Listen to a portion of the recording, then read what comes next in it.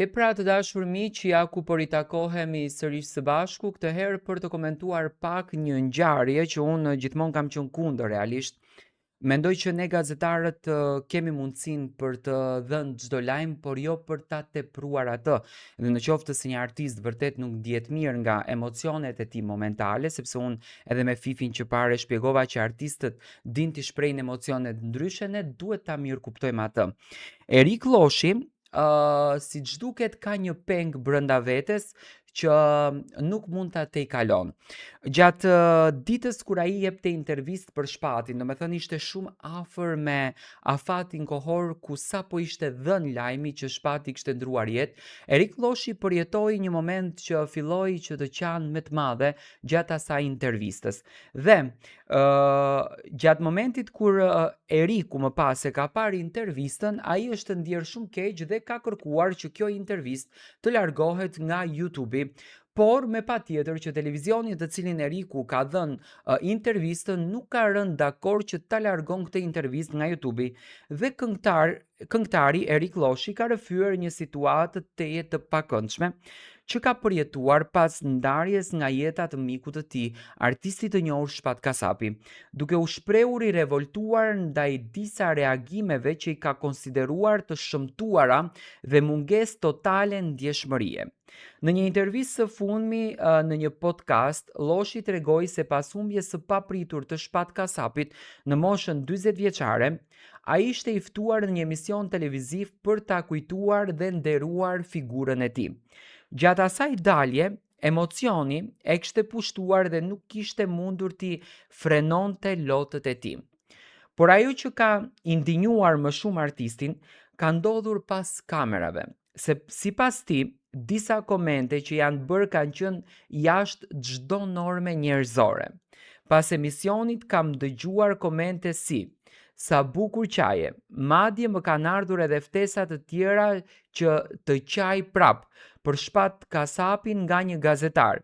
I thash që do e bëj kur të vdesësh ti, ka reaguar Loshi. Këto fjalë e kanë revoltuar thellësisht këngëtarin, i cili ka theksuar se është ndjerë i fyer nga mënyra se si një dhimbje reale dhe një humbje e madhe personale mund të shndrohet në një spektakël. Ai ka ngritur një kritik të fortë ndaj mënyrës se si disa media dhe individ trajtojnë tragjeditë, duke theksuar se humbja e një mikut nuk mund të përdoret për sensacion apo për klikime. Fatkeqësisht, kjo është më se e vërtet. Do me thënë, ne realisht jemi mësuar që t'i shohim situatat vetëm për të nxjerrë një lajm. Do me thënë, gazetaria fatkeqësisht është duke bërë këtë gjën. Mua më vjen keq që ky gazetari ka dashur ta bëjë këtë fenomenin dhe dua të përgëzoj Erikun publikisht që nuk ka toleruar që të luhet me një xhest të tillë, me një tragjedi të tillë, me një lajm që në fakt na ka tronditur të gjithëve dhe na ka lënduar të gjithëve. Unë do të kisha apeluar tek të gjithë kolegët, nga që duke ditur që sot në rrjet social kanë të gjithë mundësinë që të shohin, të dëgjojnë, të komentojnë, duhet të jemi pak më të kujdesshëm sepse Shpati ka një familje, ka një rreth, ka një shoqëri që vërtet do të ndjen të lënduar, vërtet do të ndjen të thyer dhe çfarë kemi arritur ne? Kur ne kemi arritur që të lëndojmë disa zemra dhe të thyejmë disa shpirtra.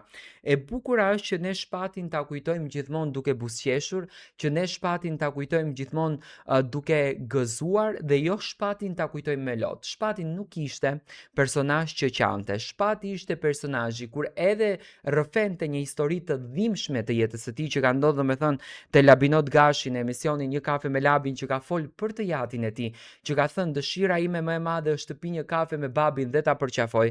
Nëse e shikoni me detaje mënyrën se si Shpati është shprehur, Shpati është shprehur me buzëqeshje. Do me thënë, edhe dhimbjen e ka treguar me buzëqeshje. Dhe sa normale dhe njerëzore është që të thret një gazetare dhe të thot ej qaj ti se qaj e mirë në emision sepse unë kam nevojë për klikime.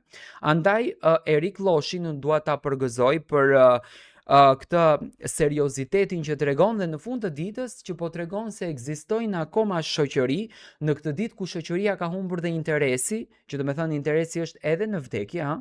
Do të thënë tjetri ka ndruar jetë, është një artist i veçantë, është një artist që theu shumë zemra, shumë shpirtra, qau një shqiptari për të, shkruajti një botë për të, dhe dikush sepse interesojnë disa klikime, do bëj namin vetëm e vetëm për të marrë disa klikime.